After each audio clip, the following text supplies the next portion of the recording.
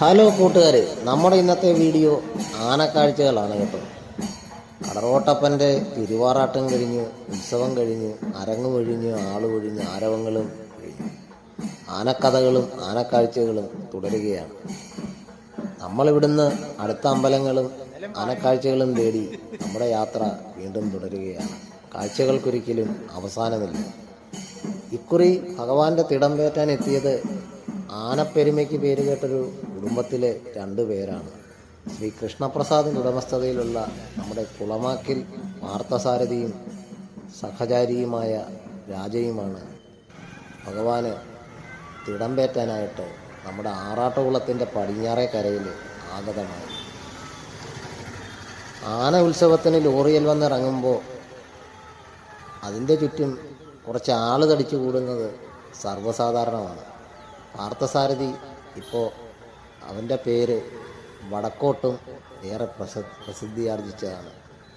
പാറമേക്കാവിൻ്റെ പേരുകേട്ട തിടമ്പെടുക്കേണ്ട ആനകളുടെ 15 ആന കൂട്ടത്തിലൊരാളായി അവന് സ്ഥാനക്കയറ്റം കിട്ടിയിരിക്കുന്നു. വടക്കിൻ്റെ പൂരങ്ങളിലെല്ലാം ഒട്ടുമിക്ക പൂരങ്ങളിലും ഇവ നിറസാന്നിധ്യമാണ്. കോട്ടയത്തും തിരുനക്കരയിലും ചങ്ങനാശ്ശേരിയിലും അങ്ങനെ ഉദയനാപുരത്തപ്പൻ്റെ തിടമ്പ് വരെ അവൻ എടുക്കുവാൻ ഭാഗ്യമുണ്ടായി.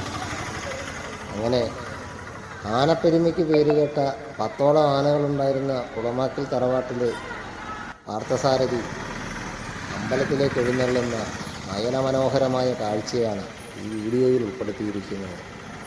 പനമ്പട്ടയും താങ്ങിയെടുത്ത് പാപ്പാൻ രജിച്ചേട്ടനൊപ്പം നെഞ്ചും നിരിച്ചങ്ങനെ തലയെടുപ്പോടുകൂടി അവൻ കടന്നു വരുന്നത് നാട്ടുകാരൊന്നടങ്കം നോക്കി നിന്ന് ആസ്വദിക്കുകയായിരുന്നു. എന്താ ഒരു വരവല്ലേ! ഈ ഒരു വരവും തലയെടുപ്പും ആ തിടമ്പ് കൂടെ ഏറ്റി കഴിയുമ്പോൾ ഒന്നുകൂടി ഉഷാറായി. ഇതൊക്കെയാണ് നമ്മുടെ ഉത്സവത്തിൻ്റെ, നമ്മുടെ സംസ്കാരത്തിൻ്റെ ഒരു ഭാഗം കൂടിയാണ് ആനയും തിടമ്പും. ആനയും അമ്പാരിയും വെഞ്ചാമരം ആലവട്ടങ്ങളും ഒന്നുമില്ലാതെ എന്ത് ഉത്സവമാണല്ലോ. കാഴ്ചകൾക്കൊന്നും ഒരിക്കലും അവസാനമില്ല.